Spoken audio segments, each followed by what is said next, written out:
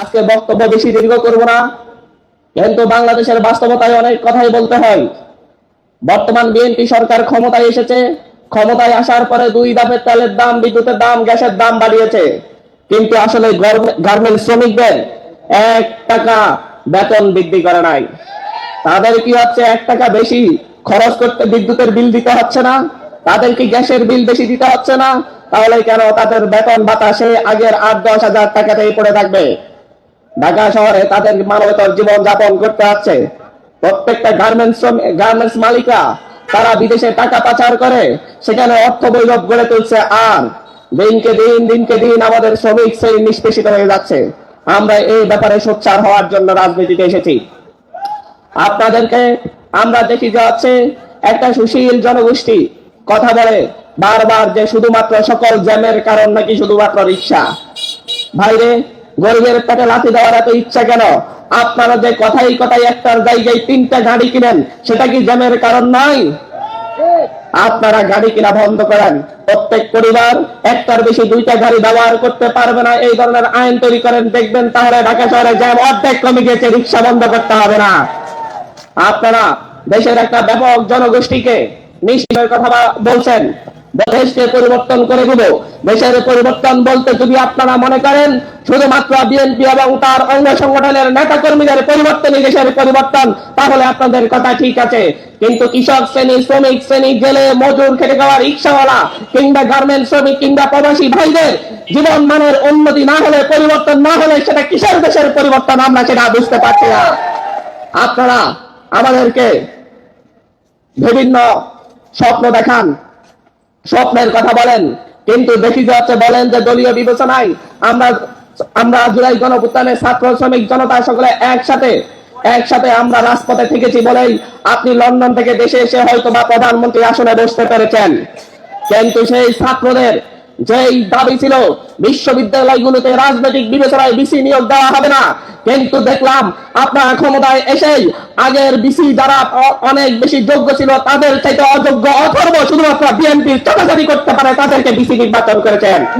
এর মধ্য দিয়ে মূলত ছাত্রদের সাথে আপনারা প্রতারণা করে শিক্ষা ব্যবস্থা আবারও দলীয় ক্যাডারদের হাতে তুলে দেওয়ার চিন্তায় মগ্ন হয়েছেন এবং সেই ব্যবস্থা করেছেন। আমরা বলেছি সুশাসনের কথা, এদেশের মানুষ সরকারি সকল প্রতিষ্ঠানে দক্ষ জনবলের মাধ্যমে সেবা পাবে এই ধরনের নিশ্চয়তা চেয়েছিল। এই কারণে দেশের জনতা, সাধারণ মানুষ প্রত্যেকে রাজপথে নেমে এসেছিল। কিন্তু দেখলাম সরকারি সেবাদানের সংস্থাগুলোতে আপনারা দলীয় লাঠিয়াল নেতাদেরকে চেয়ারম্যান কিংবা সভাপতি করে বসিয়ে দিয়েছেন। আপনারা জাতির সাথে, জনতার সাথে বারবার প্রতারণা করেছেন। আমরা জানি না কোন বিবেচনায়, কোন যোগ্যতার বিবেচনায় গতকালকে আপনারা দেশের 11টি প্রতিষ্ঠানে, গভর্নমেন্ট প্রতিষ্ঠানে আপনারা দলীয় নেতাদেরকে প্রধান হিসেবে নিয়োগ দিয়েছেন।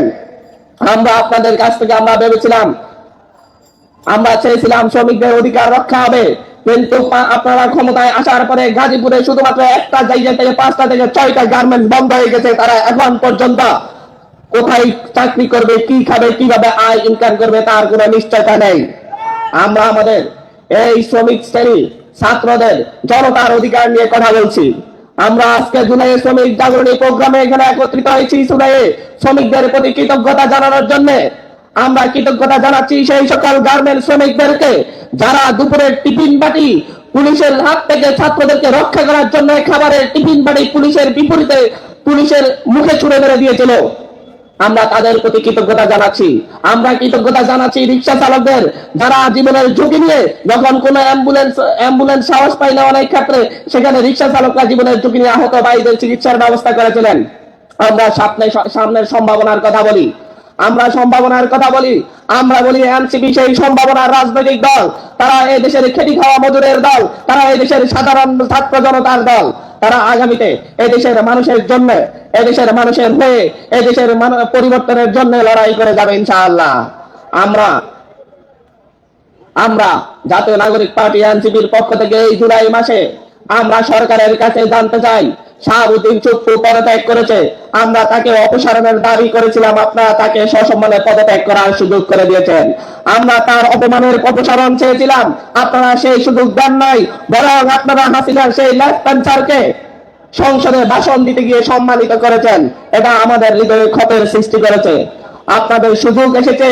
সেই অপরাধ বোধ যদি আপনাদের হৃদয়ে আসে, তাহলে দ্রুত তাকে গ্রেপ্তার করে আপনারা সেই পাপ মোচনের চেষ্টা করুন। আমরা দেশের সর্বক্ষেত্রে জুলাইয়ের যেই পরিবর্তনের আকাঙ্ক্ষা, সেই আকাঙ্ক্ষাকে ধারণ করে আমরা চাইব আপনারা সেই আকাঙ্ক্ষাকে ধারণ করে রাষ্ট্র পরিচালনা করুন। আমরা অনেক ক্ষেত্রেই দেখছি আমাদের প্রধানমন্ত্রী জুলাইয়ের বিভিন্ন সম্মুখ সারির যোদ্ধাদেরকে ডেকে ডেকে ছবি তোলেন এবং সেটা ফেসবুকে পোস্ট করে জানান দেন আমি জুলাইয়ের পক্ষে আছি। কিন্তু আমরা দেখছি যে জুলাইয়ের প্রত্যেকটা আকাঙ্ক্ষাকে নস্যাৎ করে দেওয়ার জন্য, শুধুমাত্র একদলীয় শাসন ব্যবস্থা কায়েম করার জন্য রাষ্ট্রের প্রতিটি স্তরে স্তরে অনির্বাচিত তাদের প্রতিনিধি, দলীয় প্রতিনিধি বসানোর জন্য আপনারা উঠে পড়ে লেগেছেন। আমরা গণতান্ত্রিক বিকাশের জন্য বারবার দাবি জানানো সত্ত্বেও সিটি কর্পোরেশন গুলোতে আপনারা দলীয় নেতাদেরকে প্রশাসক নিয়োগ দিয়েছেন, যারা জনগণের ভোটে প্রত্যাখ্যিত হয়েছিল। জনগণ যাদেরকে পরাজিত করে দিয়েছিল, পছন্দ করে নাই, তাদেরকে আপনারা সিটি কর্পোরেশন গুলোতে প্রশাসকের ভূমিকায় অবতীর্ণ করেছেন। এর মধ্য দিয়ে মূলত জনগণের সাথে প্রতারণা করেছেন। আপনারা বিভিন্ন জেলা পরিষদে দলীয় প্রশাসক নিয়োগ দিয়েছেন।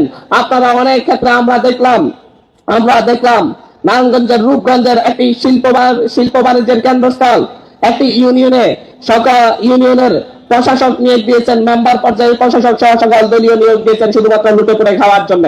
সর্বশেষ আর একটি কথা বলে যাই, বাংলাদেশের বড় বড় হাউজিং কোম্পানিগুলো আমরা দেখছি নারায়ণগঞ্জ সহ বিভিন্ন এলাকায় মানুষের বাড়িতে মানুষের চাষের জমিতে শুধুমাত্র বালি দিয়ে বাড়ি করে মানুষকে নিঃস্ব করে দিচ্ছে।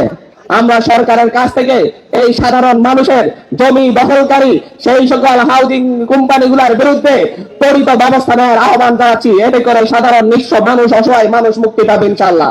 সর্বশেষ জুলাইয়ের এই দিনে দাঁড়িয়ে বলবো, আপনারা ভরসা রাখুন, আপনারা আস্থা রাখুন। যারা আমরা জুলাইয়ের গণঅভ্যুত্থানের সময় অস্ত্রের মুখে দাঁড়িয়ে এদেশের মুক্তি আন্দোলনের নেতৃত্ব দিয়েছি, ইনশাআল্লাহ আগামীতে এদেশের সকল শ্রেণী পেশার মানুষের মুক্তির আন্দোলনে আমরা সামনে সারিতে থাকবো ইনশাআল্লাহ।